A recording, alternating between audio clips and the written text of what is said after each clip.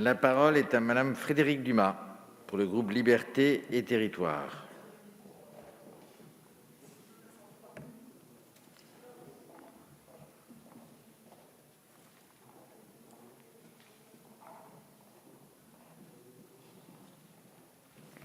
Il n'y a pas de Ruffin.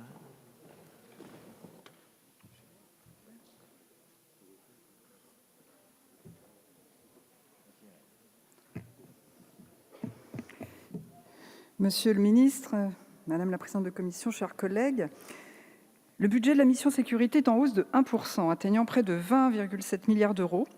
2 000 emplois supplémentaires de policiers et de militaires de la gendarmerie sur les 10 000 promis sur le quinquennat viendront renforcer les forces de sécurité intérieure. Le chemin est long, mais il semble bien tracé. Nous suivons la même trajectoire concernant les emplois dans les services de renseignement, puisque la barre des 9 000 agents serait franchie l'an prochain, ce qui correspond aux besoins.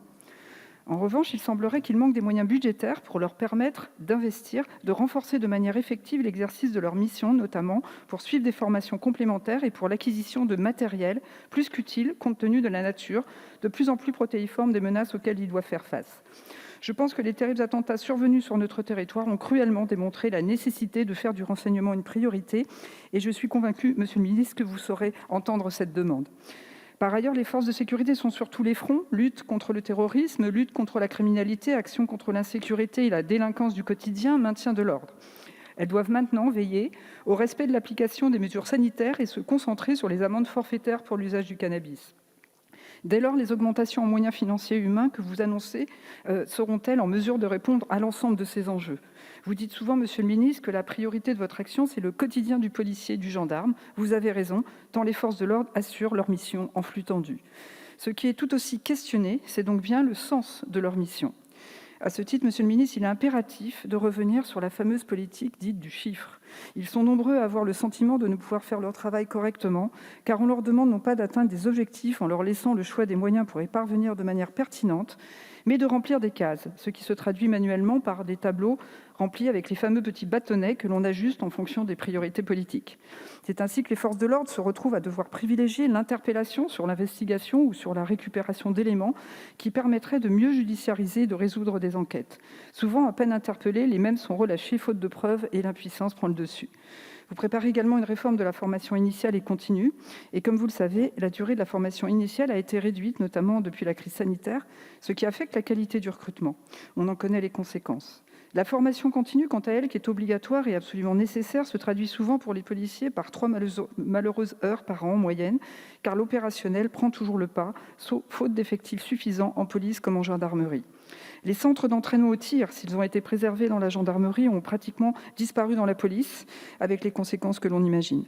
Les refus d'obtempérer se multiplient et la vie des forces de l'ordre est mise directement en jeu.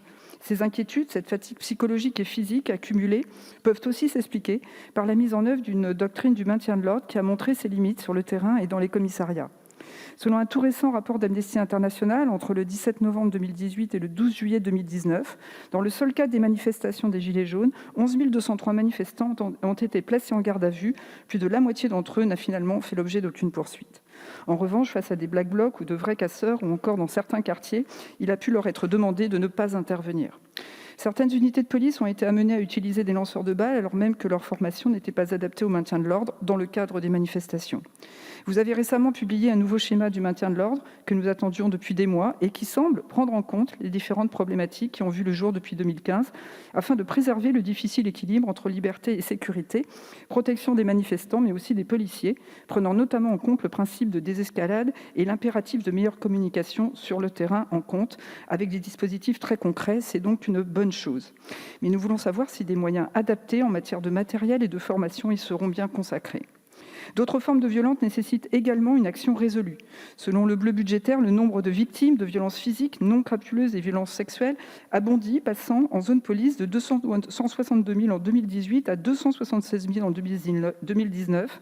De même, le nombre de cambriolages a lui bondi de 50%. Les missions de la sécurité civile représentées par les sapeurs-pompiers évoluent, quant à elles, très rapidement, les mettant en tension. Une proposition de loi devrait être débattue dans les prochaines semaines, elle sera la bienvenue. La situation actuelle est révélatrice de l'inadaptation de notre système de sécurité civile devant les évolutions en cours, puisque les services demandés concernent désormais davantage les premiers secours. 85% des interventions des pompiers relèvent de l'assistance à la personne.